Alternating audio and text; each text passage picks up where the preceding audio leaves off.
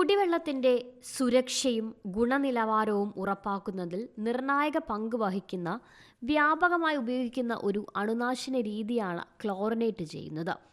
എന്നാൽ അത് എത്രത്തോളം സുരക്ഷിതമാണ്?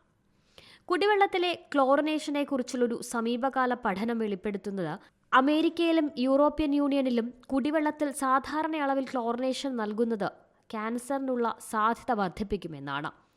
ലോകമെമ്പാടുമുള്ള പഠനത്തിൽ ക്ലോറിൻ ഉപയോഗിച്ച് വെള്ളം അണുവിമുക്തമാക്കുന്ന പ്രക്രിയയിൽ യുഎസിലെയും യൂറോപ്യൻ യൂണിയനിലെയും എല്ലാ പൊതു കുടിവെള്ള സംവിധാനങ്ങളിലും കാണപ്പെടുന്ന ഒരു ഉപോൽപ്പന്നമായ ട്രൈഹാലോമിത്തേൻ ഉൽപ്പാദിക്കപ്പെടുന്നതായി കണ്ടെത്തി. ക്ലോറിനേഷൻ വില കുറഞ്ഞതും ഫലപ്രദവും എളുപ്പത്തിൽ ലഭ്യവുമായ ഒരു രീതിയാണെങ്കിലും ഇത് മൂത്രാശയ ക്യാൻസറിനുള്ള സാധ്യത 33%, വൻകുടൽ ക്യാൻസറിനുള്ള സാധ്യത 15% വർദ്ധിപ്പിക്കുന്നുവെന്നാണ് ഗവേഷകർ കണ്ടെത്തിയത്.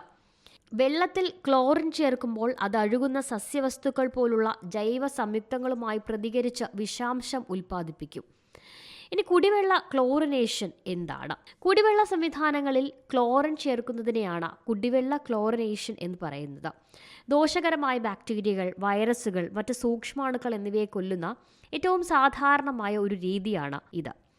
ജലം അണുയുക്തമാക്കുന്ന പ്രക്രിയ പൊതുജനാരോഗ്യത്തിന് അത്യാവശ്യമായൊരു നടപടി എന്നത് ശ്രദ്ധേയമാണ്. കൂടാതെ ഇത് അമേരിക്കയിൽ സൂക്ഷ്മജീവി അണുബാധകളും കോളറ, ടൈഫോയിഡ് പോലുള്ള ജലജന്യ രോഗങ്ങളെയും ഗണ്യമായി കുറച്ചിട്ടുണ്ട്. എന്നിരുന്നാലും 1970കളിൽ ക്ലോറിനേഷൻ നിങ്ങളുടെ ആരോഗ്യത്തിന് ഗുരുതരമായ പ്രതികൂല ഫലങ്ങൾ ഉണ്ടാകുമെന്നാണ് പഠനങ്ങൾ കണ്ടെത്തിയത്.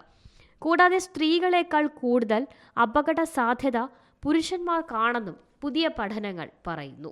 ഏറ്റവും പുതിയ വാർത്തകളും വിശേഷങ്ങളും വിരൽ തുമ്പിലറിയാൻ സീ മലയാളം ന്യൂസ് എല്ലാ ഡിജിറ്റൽ പ്ലാറ്റ്ഫോമുകളിലും ലഭ്യം.